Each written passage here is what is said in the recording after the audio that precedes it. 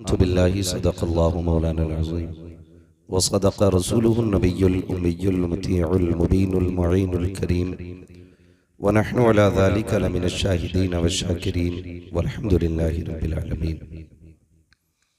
या खुदा बहरे जनाबे मुस्तफ़ा इमदाद कुन, या रसूल अल्लाह अज़ बहरे खुदा इमदाद कुन, या शहीद करबला, या दाफ़िए करबो बला, गुल रुखा शास्ते गुलगू ख़बा इमदाद कुन। गौसे आज़म बमने बेसर उसामा मददे, क़िबले दी मददे, कअबे ईमा मददे, बगिरदा बे बला उस्ताद कश्ती मदद कुन मदद कुन मदद कुन। या मुईन अद्दीन चिश्ती क़ादरी यमनारे, या गौसे आज़म भी ज़नम, दमज़े शेख अहमद रज़ा ख़ान क़ुत्ब आलम भी ज़नम, बलगल उला बिकमालिही कशफ़त दुजा बिजमालिही, हसूनत जमीउ ख़िसालिही, सल्लु अलैहि व आलिही।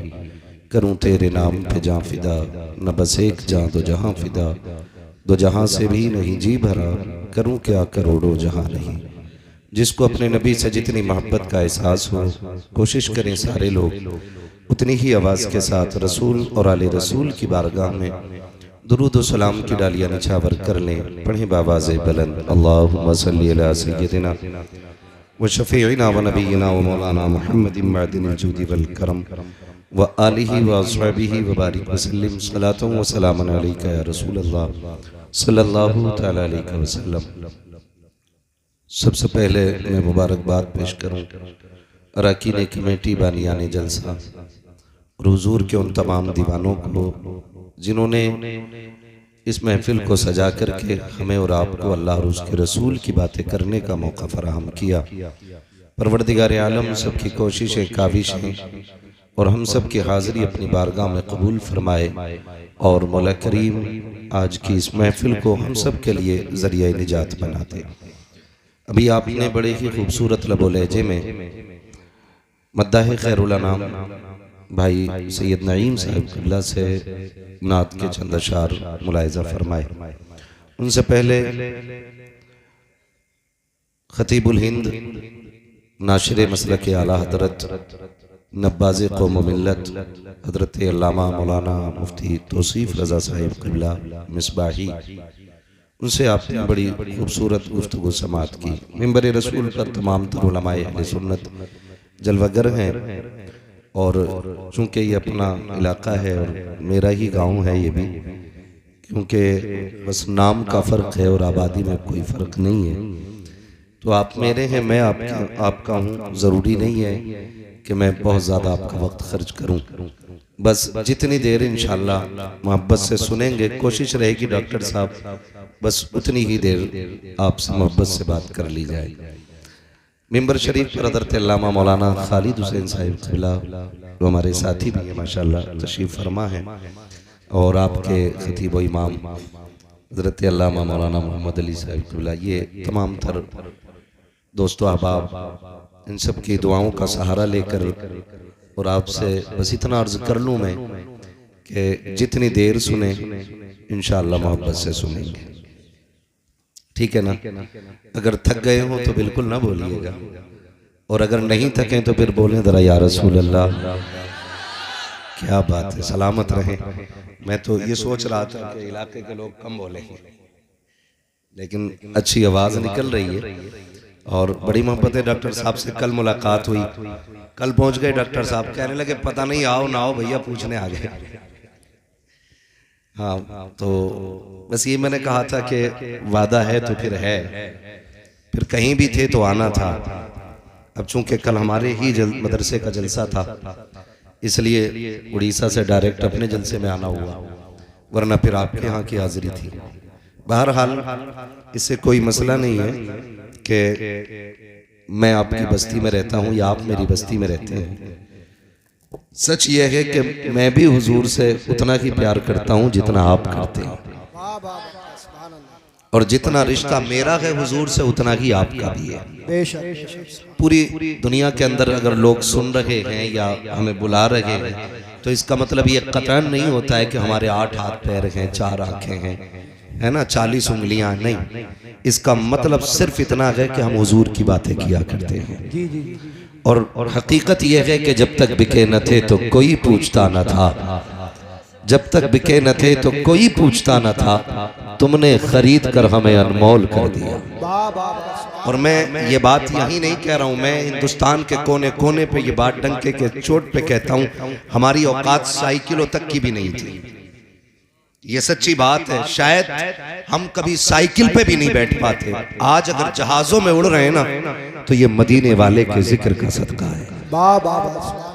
इसलिए हम अक्सर कहते हैं, ये नाज ये अंदाज हमारे नहीं होते, झोली में अगर टुकड़े तुम्हारे नहीं होते, मिलती ना अगर भीख हुजूर आपके दर की, इस शान से मंगतों के गुजारे नहीं होते।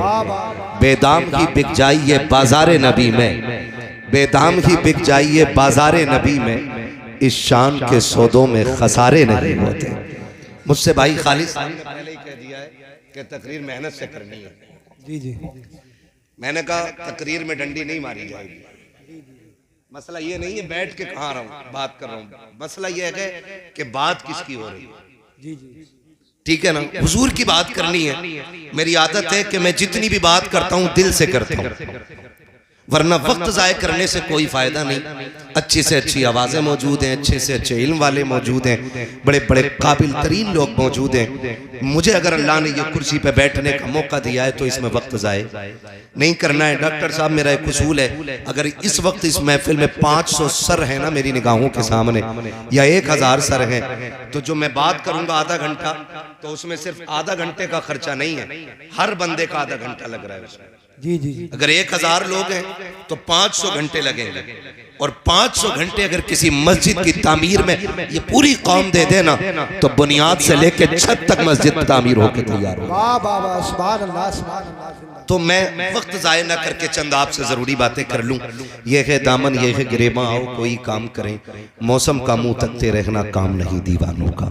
जिसको हुजूर से जितनी मोहब्बत का दावा हो उतनी जोर से दुरूद पाक पढ़ लीजिए। अल्लाहुम्मा सल्ली अला सय्यदिना व शफीइना व नबिय्यिना व मौलाना मुहम्मदिन मअदनिल जूदि वल करमी व आलिहि व सहबिहि व बारिक व सल्लिम सलातुन व सलामुन अलैका या रसूलल्लाह सल्लल्लाहु तआला अलैहि वसल्लम।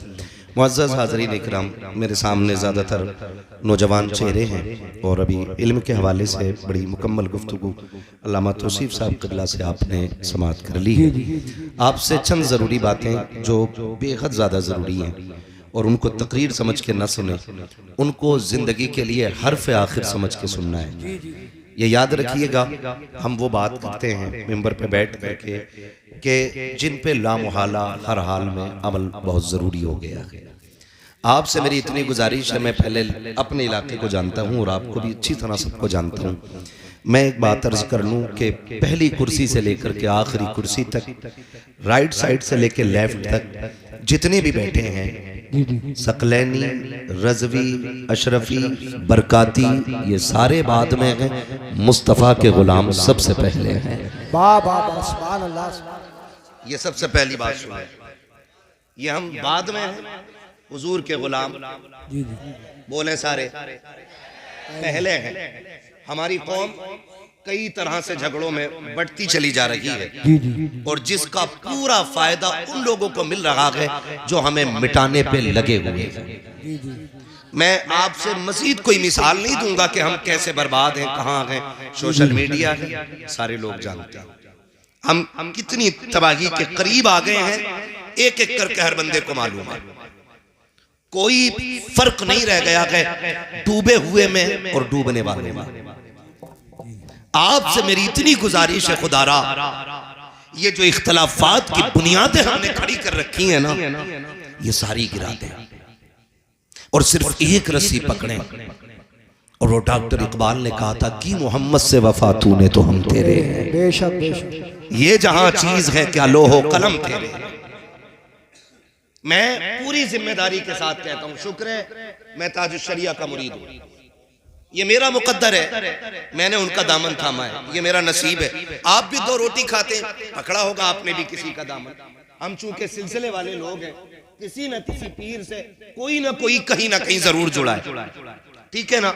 लेकिन असल बात यह है कि ये सारे सिलसिले असल नहीं है, ये याद रखिएगा। रज़वी होना ये अफजलियत की बात नहीं, अशरफी होना ये अफजलियत की बात नहीं, सकलैनी होना यह अफजलियत की बात नहीं। अफजलियत की बात है रब का नेक बंदा होना, ये असल चीज है। अगर सूद ले रहा है कितनी पक्का रज़वी है, कयामत में रगड़ा जाए। ब्याज खा रहा है कितनी पक्का सकलैनी है, पकड़ के कूटा जाएगा।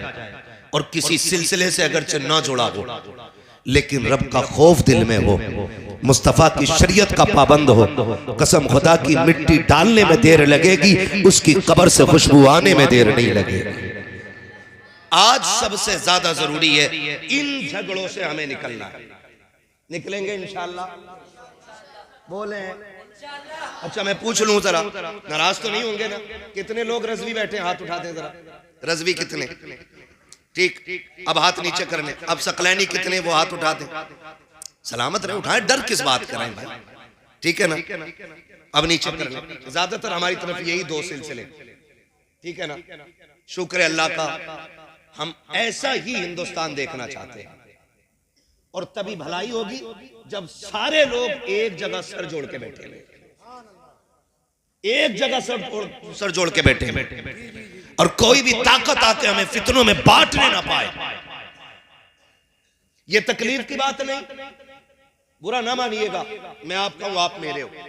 ये तकलीफ की बात नहीं। अगर रज़वी जलसा करे, सकलैनी रोक लगा दे, सकलैनी जलसा करे, रज़वी रोक लगा दे, बताओ इससे नुकसान किसका है? बोलो। किसी का हो ना हो, हुजूर के दीन का नुकसान जरूर है। ये सुन लीजिए कान को, किसी का हो ना हो, हुजूर के दीन का नुकसान जरूर है। और मेरे अजीज, ये दीन इतना सस्ता नहीं है। बरेली से हमें दीन नहीं पहुंचा है, खानकाह के सकलैनिया से दीन नहीं पहुंचा है, खानकाह के बरकातिया से दीन नहीं पहुंचा है। इस दीन को पहुंचाने के लिए मुस्तफा ने पेट से पत्थर बांधे हैं। इस दीन को हम तक पहुंचाने के लिए आका ने खानदान की कुर्बानी दी है। ये दीन ऐसे हम तक नहीं पहुंचा है। मुस्तफा के अहले बैत ने 72 जनाजे करबला में दिखाए गए, तब जाके दीन हम तक पहुंचा है। इस दीन को हल्के में ना लेना, ये किसी पीर का दीन नहीं है, किसी मौलवी का दीन नहीं है, ये दीन मोहम्मद अरबी का है। अब किसी ऐसे शख्स को कतन बर्दाश्त नहीं किया जाएगा जो दीन में तिफरका डालेगा। हम उसकी तायीद करेंगे जो मुस्तफा का दीन लेकर के आएगा, और यही ऐलान करेंगे कि मोहम्मद से वफा तूने तो गम तेरे गए, ये जहां चीज है क्या लो हो कलम तेरे। धारे तकबीर, धारे रिसालत, बस लगे आला हजरत हजरत अल्लामा मुफ्ती हम्माद रज़ा साहिब किबला सरजमीन गनीमत नगर जिंदाबाद। ज्यादा लंबा नहीं, आधा घंटा बात करनी है, उसमें नारे छोटे रहे। बात समझ रहे मेरी? हमें जो है ना दीन को समझना है, हमें दीन को समझना है, सही जाने। अल्लाह हमारी नस्लों को सही दीन समझने की तौफीक अता फरमाए, आमीन। ये नहीं है, इसमें कोई हमारा फायदा नहीं। लड़के हम कभी कुछ नहीं हो सकते, लड़ करके हम कुछ नहीं हो सकते। हमें अगर कुछ भी होना है ना, तो पहले सफों में इत्तेफाक पैदा करना पड़ेगा, सफों में इत्तेहाद पैदा करना पड़ेगा। जी जी, अल्लाह के दीन की रस्सी को मजबूती से थामना पड़ेगा, तब जाके हम किसी न किसी कामयाबी के किनारे लगेंगे जाकर के। वरना याद रखना, कसम खा के कहता हूँ, आज मुझे बताओ गनीमत नगर में कितनी ऐसी दुकानें होंगी, शाहपुर में कितनी ऐसी दुकानें होंगी जिन दुकानों पे आज इजराइल का प्रोडक्ट नहीं बिक रहा है? बोलो, बिक रहा है कि नहीं बिक रहा है? और किसको नहीं मालूम है कि इजराइल वो आतंकवादी कौम है कि जिसने हमारे मुस्लिम भाइयों को जिंदा दफन कर डाला है मिट्टी में, जिंदा। बताओ हमने कितनी पाबंदियां की? क्या सिर्फ ये पीर का नारा बचा के ले जाएगा? बाकी दीन का कोई मतलब ही नहीं है। आज कंडीशन हम देखें अपनी, गजा फिलिस्तीन नक्शे से मिटाने की पूरी तैयारियां, हर बच्चा जानता है इस बात को, लेकिन हमें गैरत नहीं आती, हमें शर्म नहीं। अगर हम कुछ भी नहीं, मौलाना क्या कर सकते हैं, हम क्या कर सकते हैं, जा नहीं सकते, अपने हाथ में कुछ, क्यों तेरे हाथ में खाना ही खाना है? जाके भाई फला बोतल निकाल दे, फला बोतल निकाल दे, आग लगाओ इन चीजों को। अगर नहीं पियोगे इनका प्रोडक्ट की कोल्ड ड्रिंक, मर नहीं जाओगे।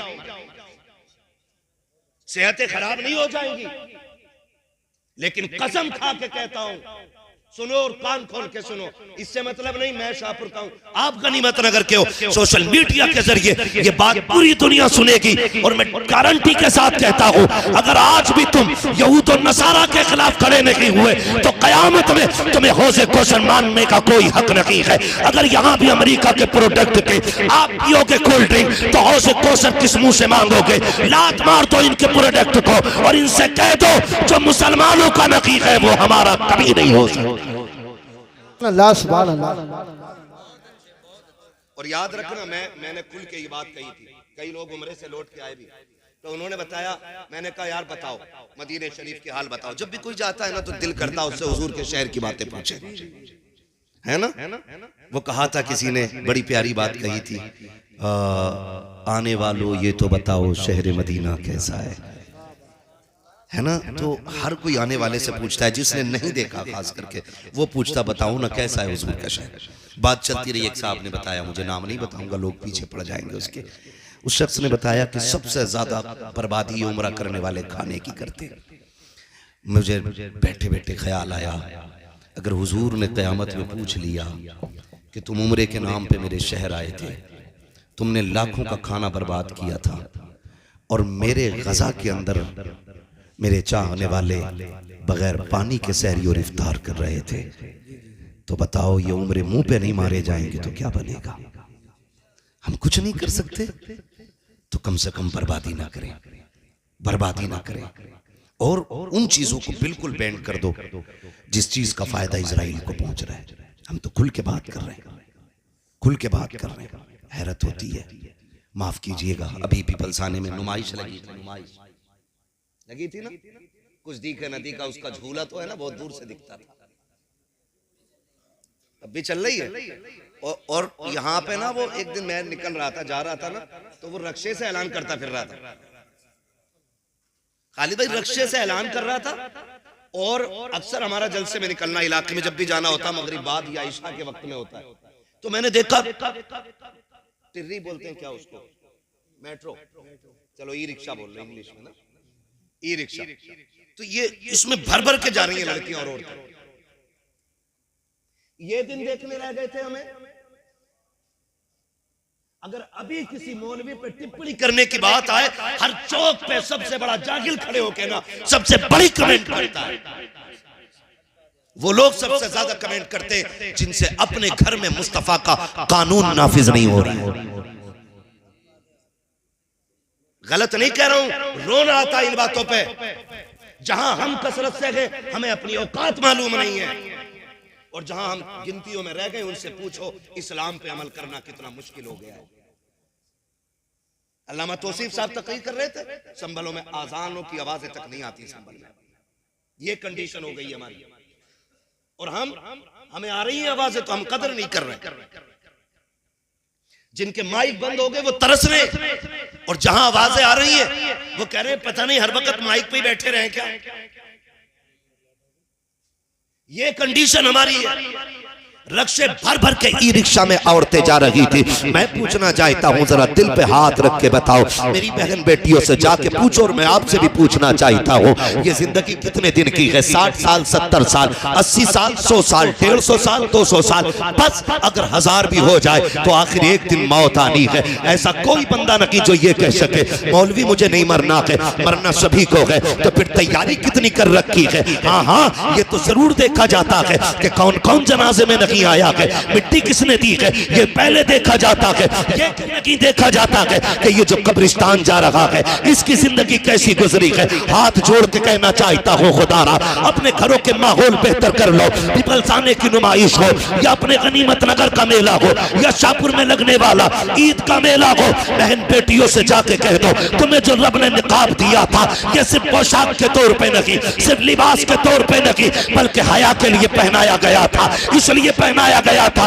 ताकि गैर महरम की नजर तेरे वजूद पे न पड़ सके, इसलिए तुझे नकाब दिया गया था ताकि कोई बेगैरत तेरे गैरत वाले वजूद को न देख सके। जाओ जाके बहन बेटियों से कह दो खुदा के वास्ते ये जो ई रिक्शे में भर भर के बाजारों में जाने वाली बेटियां हैं और मेलों में जाने वाली बेटियों, तुम्हें तारीख याद ना हो तो बता दो, अभी अभी किसी ने फिलिस्तीन की बेटी का इंटरव्यू लिया, उससे कहा नकाब कब तक पहनती हो, उसने कहा हम जागते हैं तब भी नकाब पहनते हैं और सोते हैं तब भी नकाब पहन के सोते हैं। उस इंटरव्यू वाले ने पूछा था सोते वक्त क्या जरूरत है, उस बेटी ने ये कहा था ये भी तो हो सकता है कि कोई बम आके हमारी इमारत पे गिरे और वो हमारे ऊपर गिर जाए, हम उसके नीचे दबके रह जाएं और कोई हमारी लाशें ढूंढने के लिए आए। हम नकाब इसलिए पहनते हैं अगर हमारे जनाजे भी उठे तो बेपर्दा नहीं होने चाहिए, नकाब में छुपे हुए हमारे जनाजे होने चाहिए। बाबा धारे तकबीर, धारे रिसालत,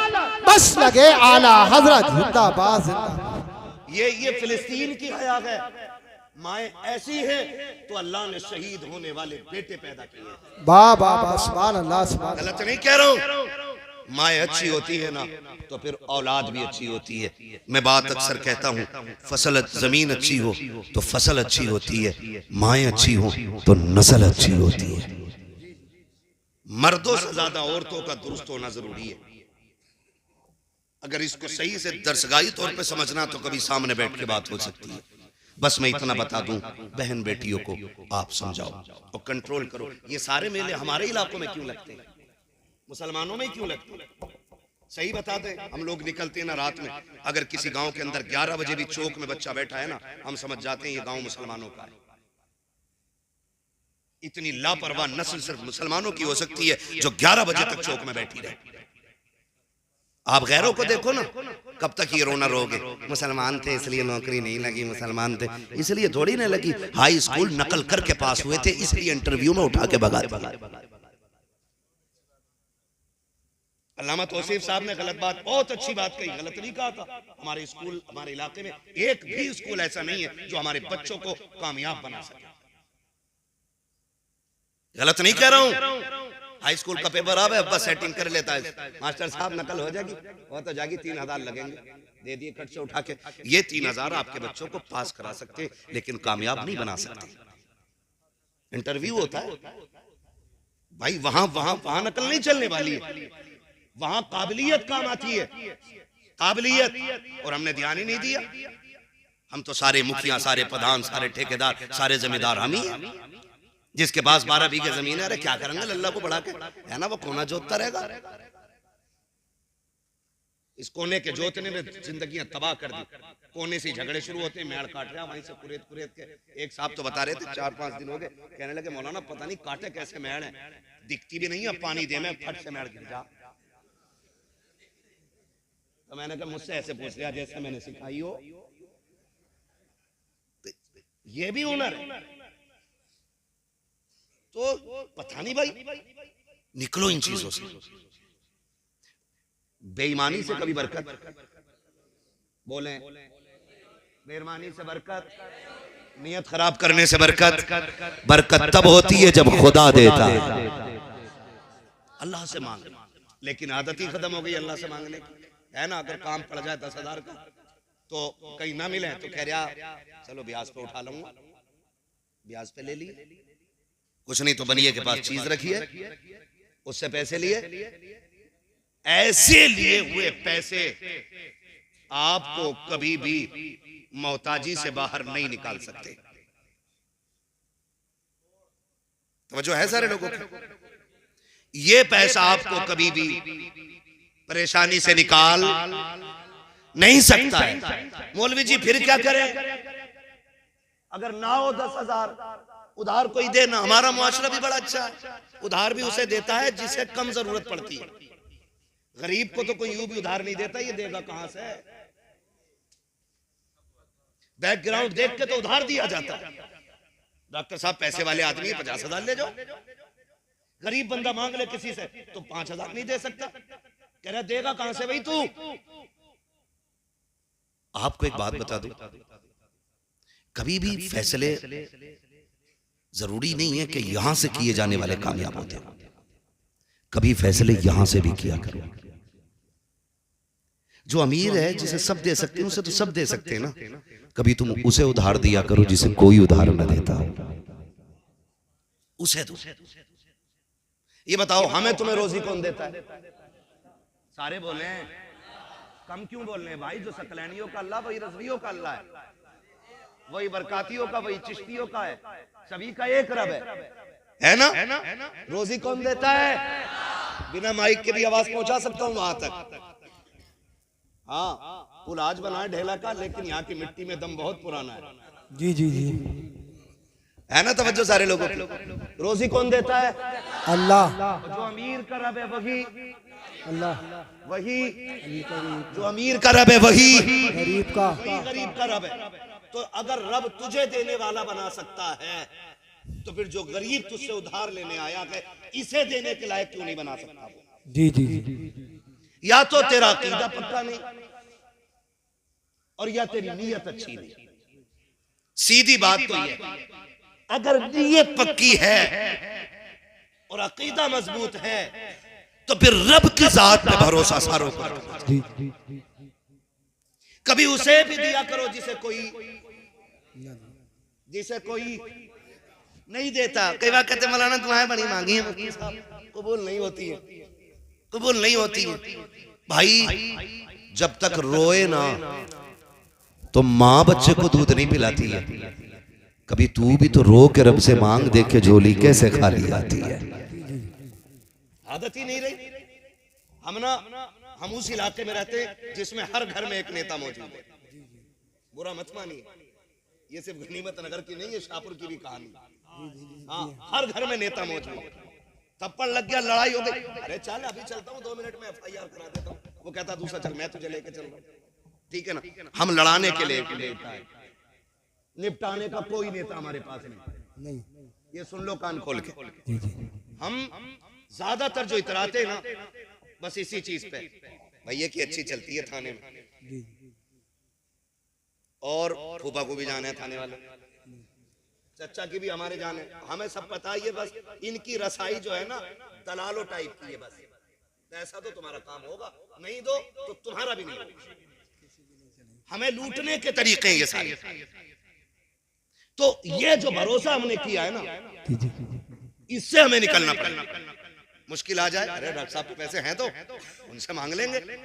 इत्तेफाक ये हुआ कितने भी बड़ा पैसे वाला है आपके पास नहीं होती। कभी कभी किसी की भी जेब खाली हो जाती, गए उस पे भी नहीं मिले। क्यों नहीं मिले? आप खाली क्यों रह गए? क्योंकि आपने भरोसा गलत किया। आप तो ये कहते इंतजाम मेरा रब करा देगा, फिर 1000 पैसों वाले को रब तेरी बारगाह में खड़ा कर देता। लेकिन यकीन पक्का नहीं, ये सबसे बड़ी कमी हमारे अंदर। एतकाद मजबूत करें और अल्लाह से मांगे, खुदा सब कुछ देगा।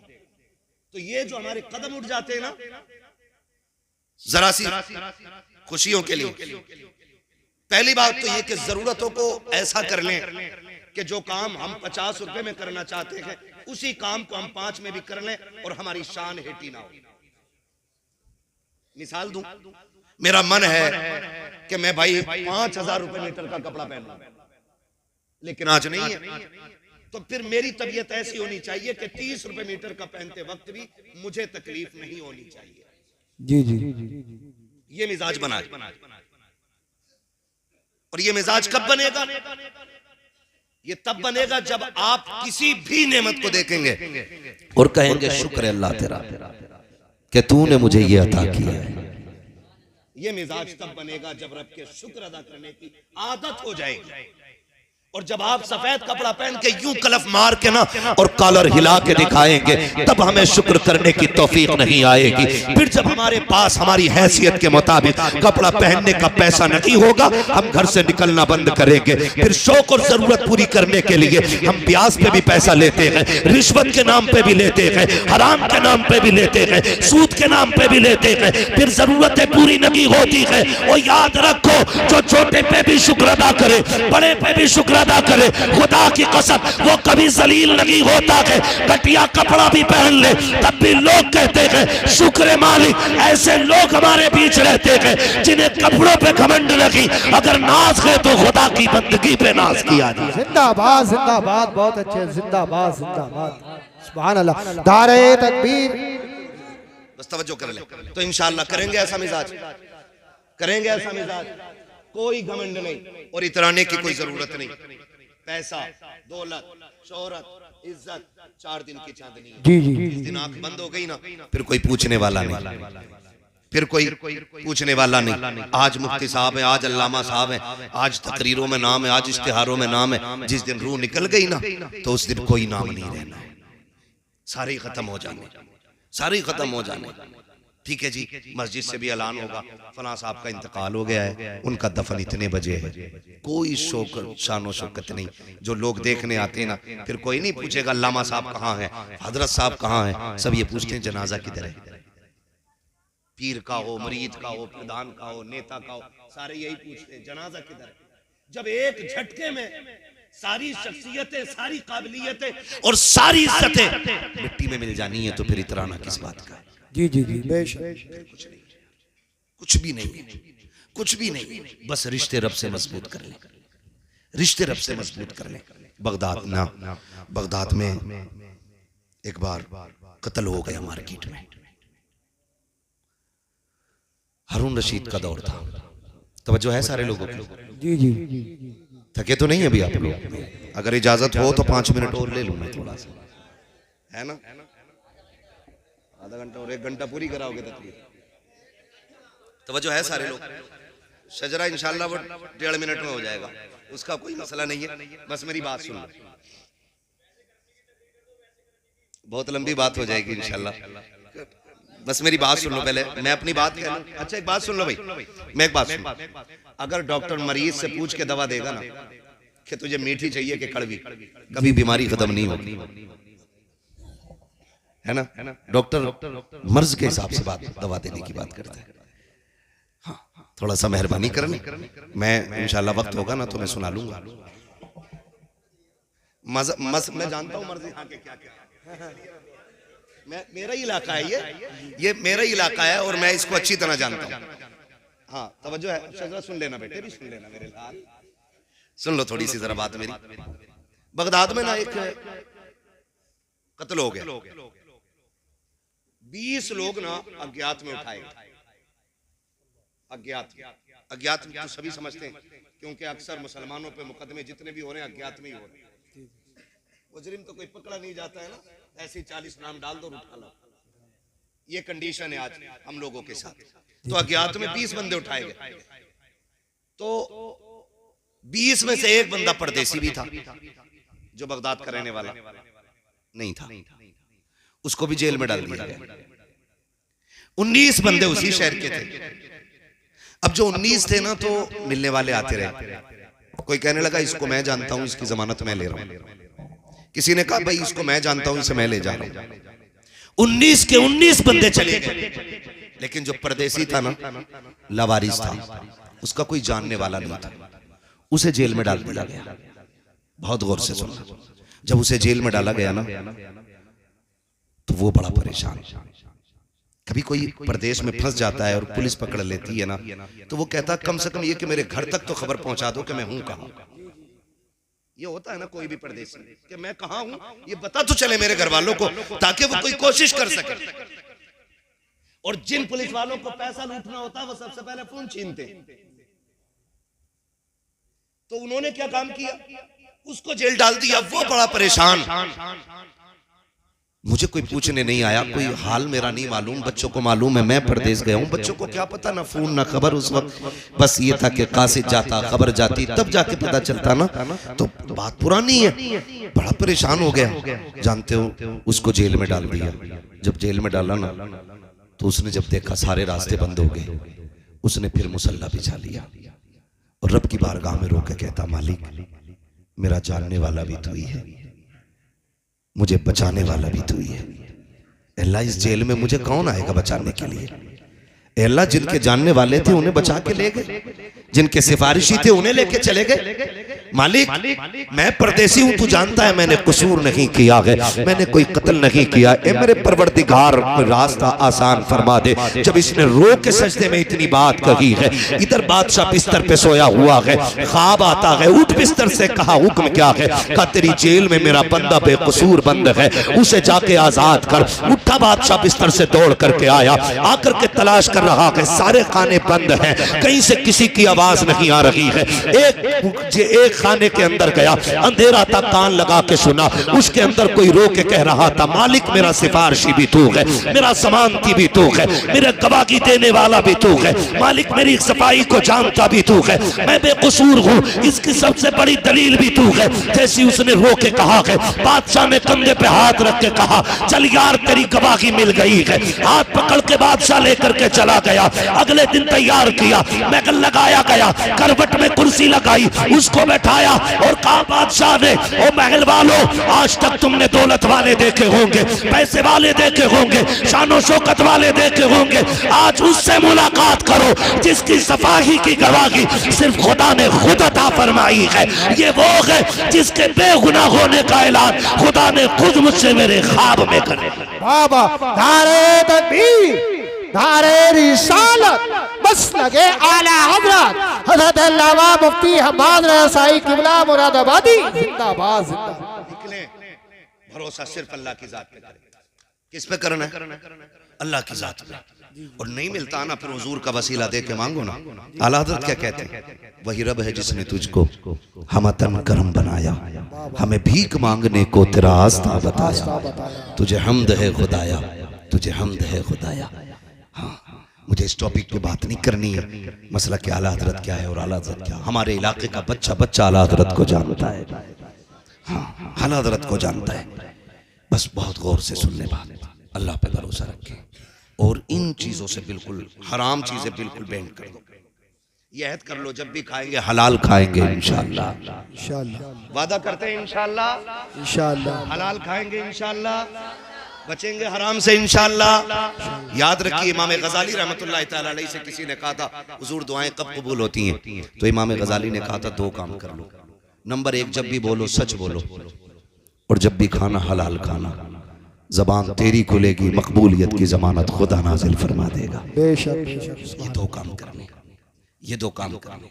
हमें अपने रब से यह अहद करना, मालिक जब भी खिलाना हलाल खिलाना, उस दिन मार देना जिस दिन हराम खाने पे नौबत आ जाए। हमें एक लुक़्मे हराम खाने से मर जाना पसंद है, लेकिन हराम नहीं खाएंगे इंशाअल्लाह। हाँ, करते इंशाअल्लाह वादा, बचेंगे इंशाअल्लाह। हराम में बहुत सारी चीजें आती हैं, मुफ्ती साहब क़िबला तशरीफ फरमाए, बहुत सारी चीजें फर्दन फर्दन आपको बता देंगे, कभी फुर्सत में पूछेंगे। हम जो खेतों पे अक्सर जाते हैं ना, ऐसे सूत के मारी बाल ऐसे करके, खेत किसी का भी हो, पूरी बाल साफ, दो तीन टूंगे दावल ऐसे और बाकी फिर यूं। ये कतन हराम है, हराम है, हराम। आप बिल्कुल बचिए एक दाने से। सहाबा फरमाते हैं, जब हुजूर नहीं आए थे ना हमारे सामने, जाहिरी हयात पे बात कर रहा हूँ, और रह गई बात हुजूर की पैदाइश की, तो आका फरमाते हैं, कुन्तु नबिय्यम व आदम बैनल माई व तीन, मैं तो तब भी नबी था जब आदम को तैयार किया जा रहा था। वाह वाह।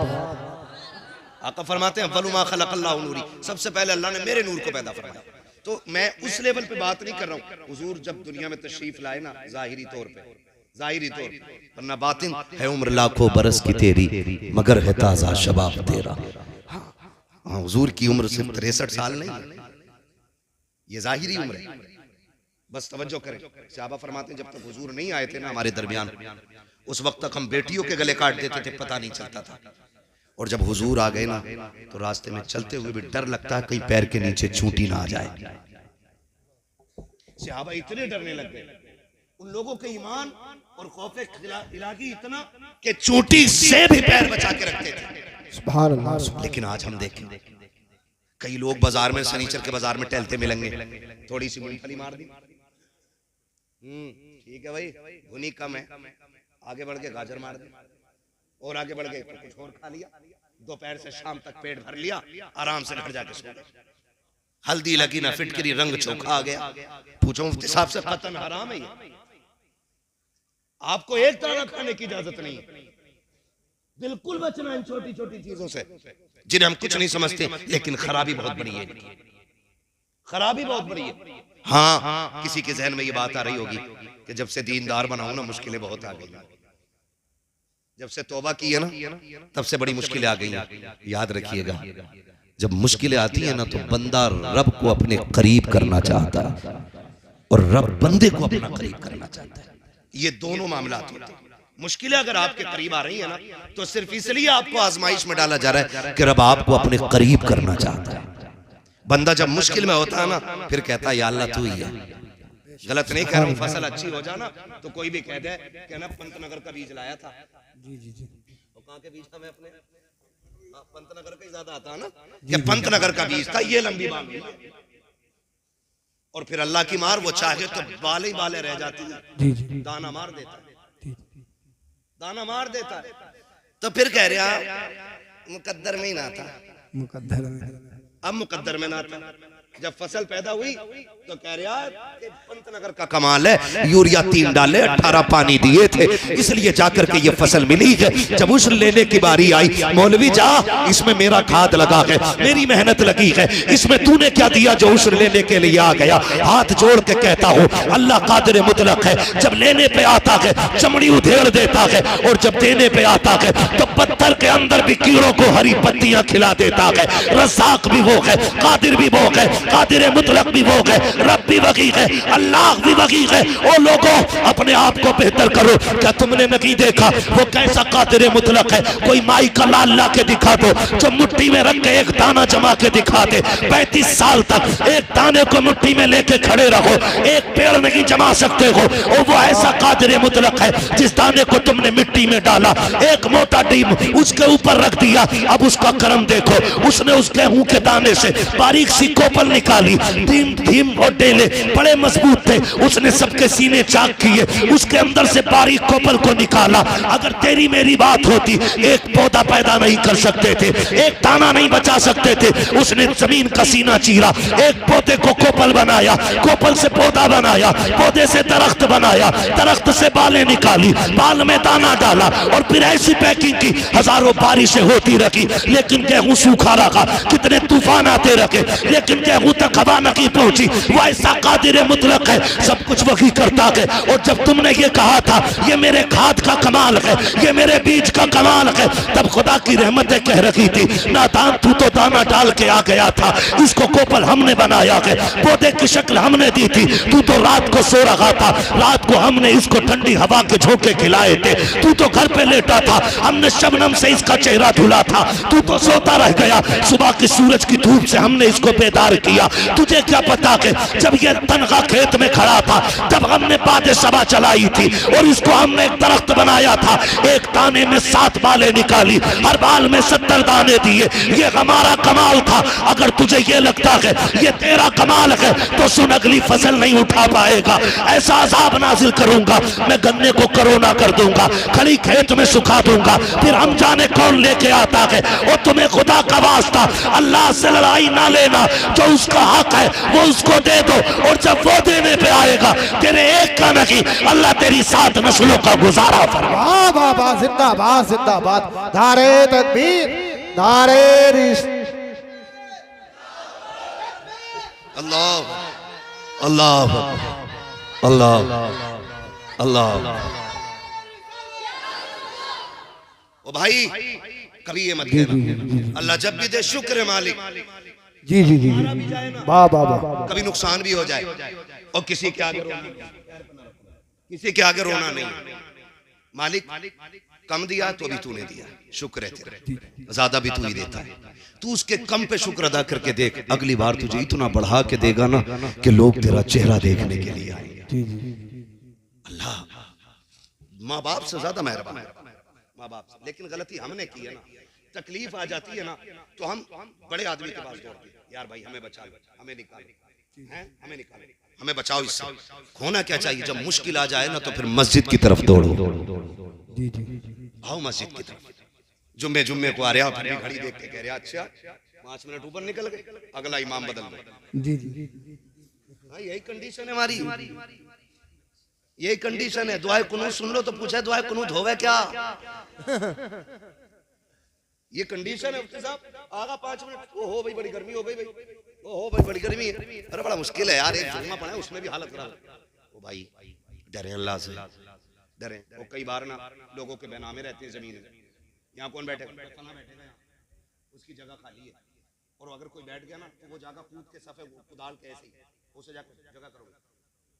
मस्जिद है ये, हुक्म ये है अगर सफे लग गई हैं और जगह नहीं है ना जाने की, मुफ्ती साहब क़िबला तशरीफ फरमाए, किसी के कंधे से पैर उतार के जाना हराम है। जो कूद फांद के चले जाते फिर किधर बैठे? अल्लाह का घर है, जूतियों में जगह मिल जाए यहीं बैठ, ये यहाँ जगह मिल जाए ना यहीं बैठ जाया करो, यहीं बैठ जाया करो।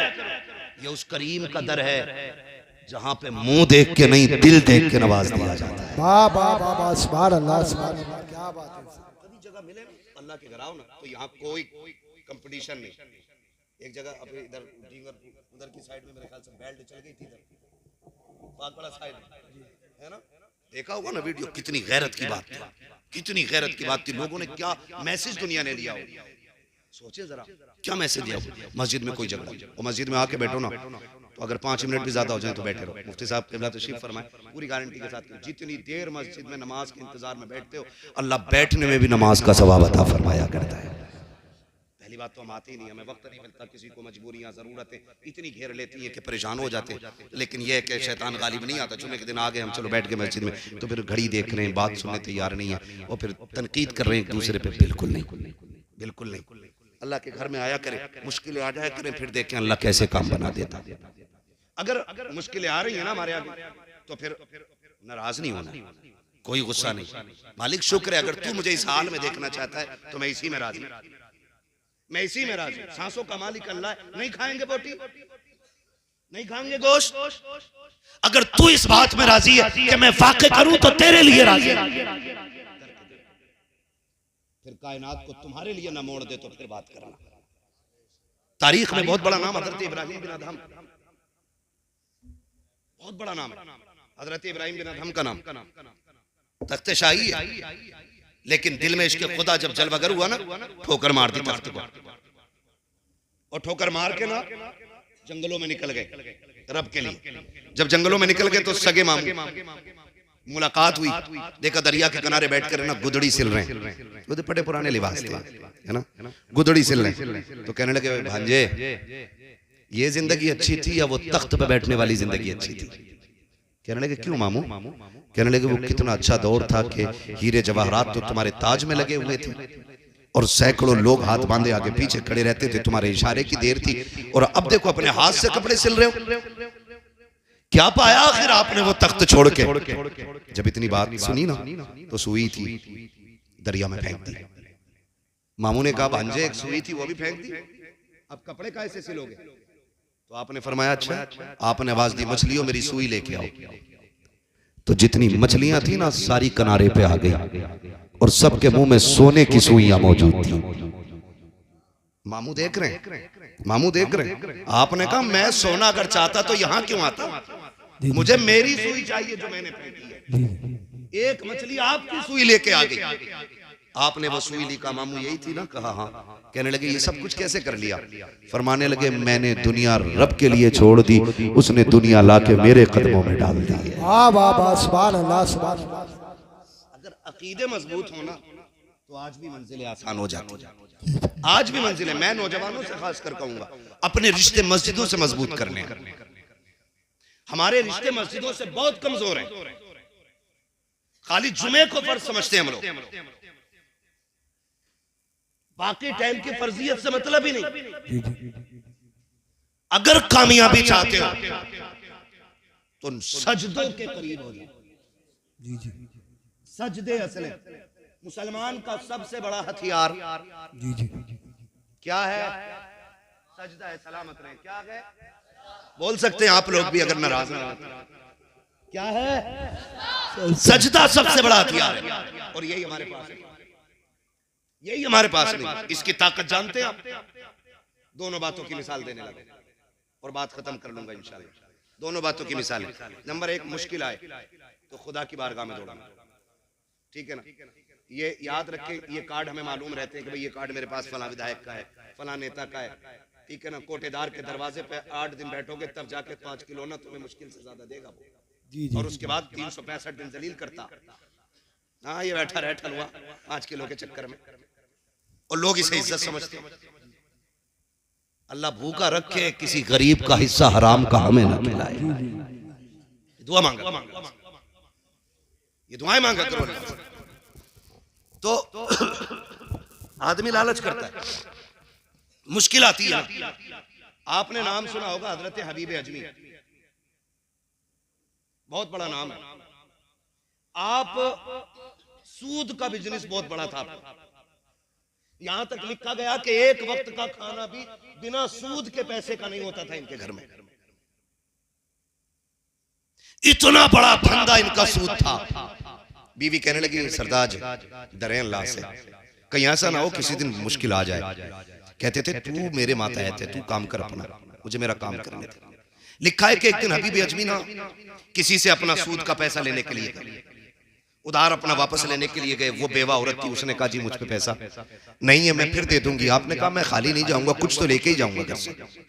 उसके घर में आप नजर डालने लगे ना तो एक कपड़े में लिपटा हुआ गोश्त का टुकड़ा रखा हुआ था। आपने ना वो देखा तो उसमें गोश्त, और जब लेके चलने लगे ना तो बेवा औरत चीख पड़ी। उसने कहा, हबीब मेरे बच्चे यतीम हैं, बहुत जमाने से मेरे बच्चों ने गोश्त नहीं खाया। बच्चे कह रहे थे, अम्मी कभी हमें भी खिलाना गोश्त कैसा है। हबीब बड़ी मुश्किल से ये टुकड़ा मिला है गोश्त का, खुदा के वास्ते ये तो छोड़ के चला जा। फरमाने लगे, चल छोड़। धक्का दिया और लेके आ गए। बीवी से कहा, इसको बना। बीवी ने हांडी बनने के लिए रखी। कहने लगे, मैं नहाने जा रहा हूँ। जब नहा के वापस आए, औरत की चीख निकल गई। कहा, क्या हुआ? कहा, मैं कहती नहीं थी अल्लाह का अजाब आ जाएगा। हबीब आज अजाब आ गया है। कहा, क्या हुआ? कहा, जो गोश्त बनने रखा था ना, आज हांडी में सारा खून बन गया है। अगर वो रस्सी को ढील दे रहा है ना तो ये मत समझना कि अल्लाह बड़ा मेहरबान है, हमें छोड़ रखा है, हम पे मेहरबान है। नहीं, कभी कभी रस्सियां इसलिए भी ढीली रखी जाती है कि कर कितना करेगा, जब मैं पकड़ूंगा फिर कोई बचाने वाला नहीं होगा। ये भी याद रखिए। हबीब आज खून का, आज खाने का खून बन गया। हबीब अजमी ने देखा, चीख निकल गई। काब किधर? काब तौबा करनी है। हबीब अजमी निकले तौबा के लिए। बात लंबी होगी, तफसील से बताऊं। आखिरकार तौबा कर लिया आपने, और जब तौबा कर ली ना तो पूरी जिंदगी, चूंकि ब्याज का पैसा था, कोई और बिजनेस नहीं था, अब घर में फाके होने लगे, दिक्कत आ गई। बच्चियां जवान थी। एक दिन बीवी शरीक हयात कहने लगी, मेरे सरताज। कहा, जी। का बात यह है, कई दिन का फाका हो गया है, बच्चियां जवान हैं, किया जाए, बच्चियों की भूख नहीं देखी जाती है। कहा, फिर कहा, जाके कोई मजदूरी तो कर लो। हबीब कहते हैं, कौन मुझे काम देगा? देख मेरे बाल सफेद हो गए, कमर झुक गई है, कौन मुझे काम के लिए रखेगा? कर निकलना रब का नाम लेके, जब निकलेगा कोई ना कोई रब इंतजाम कर देगा। हबीब अजनी ने घर से थैला लिया और मंडी की तरफ जाने लगे जहां मजदूर खड़े होते थे। और जब मंडी की तरफ जाने लगे, घर से निकले। बीवी ने कहा, हबीब ठहरो तो सही। बीवी ने कहा, ठहरिए। कहा, अब क्या बात है? उसने कहा, इय्याका वल हराम, खबरदार खाली लौट आना, लेकिन हराम का मिले तो आज भी लुकमा ना लेके आना। हम और बच्चों को 1-2 दिन फाके से पाल लेंगे, लेकिन हराम का एक लुकमा मत लेके आना। इतना सुना, हबीब आंखों में आंसू लेके मंडी में आ गए। आके मंडी में खड़े हो जाते हैं। लोग आए, सबने ताकतवर जवान मजदूरों को लिया, लेके जाने लगे। हबीब आगे बढ़े, कोई मुझे क्यों नहीं लेके जा रहा है? आप कहते, मुझे भी ले चलो। एक नौजवान ने कहा, बड़े मियाँ क्या करोगे तुम? तुम्हारी उम्र तो देखो और फिर काम देखो।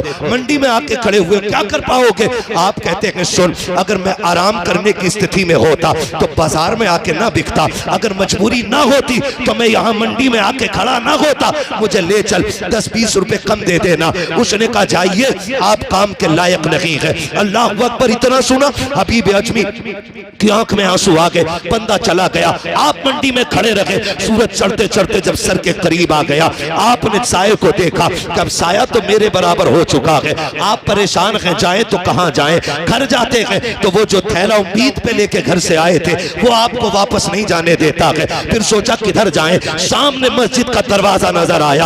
आपने दौड़ लगाई, मस्जिद में गए, वुजू किया, 2 रकात नमाज अदा की है और फिर रो के कहते मेरे परवरदिगार, ये दुनिया वाले मुझे काम के लायक नहीं समझते हैं, इन्होंने मुझे ठुकरा दिया है। ए मेरे परवरदिगार, मैंने तौबा कर ली है, मैं कभी हराम बच्चों को नहीं खिलाऊंगा। मेरे मालिक ये तो मुझसे काम नहीं ले रहे हैं। मैं तेरे घर में आ गया हूँ, ए अल्लाह मैं तेरे घर में झाड़ू लगाऊंगा, मैं तेरे घर की मजदूरी करूंगा। मेरे मालिक इतना दे दे कि मेरे बच्चों की भूख का इंतजाम हो जाए। रोते रहे, शाम तक मस्जिद की सफाई करते रहे। शाम आई है, हबीब घर आते हैं, बीवी दरवाजे पे खड़े होकर इस्तकबाल करती है। बीवी ने खाली थैला देखा, कोई जुमला नहीं कहा था, कोई गाली नहीं दी थी, बल्कि कहा था आइए मेरे सरताज, आपका इस्तकबाल है। घर के अंदर लाई है, वुजू कराया, लिटा दिया। जब आराम से शोहर लेट जाता है, फिर बीवी ने पूछा था सरताज बताओ तो सही, काम के लिए गए थे, क्या हुआ? का काम तो मिल गया है, का मजदूरी का मजदूरी नहीं मिली है, का मांग लेते, का इतना बड़ा मालिक कदर मिला है कि मांगते हुए गैरत आ रही थी, इसलिए मांगा नहीं था।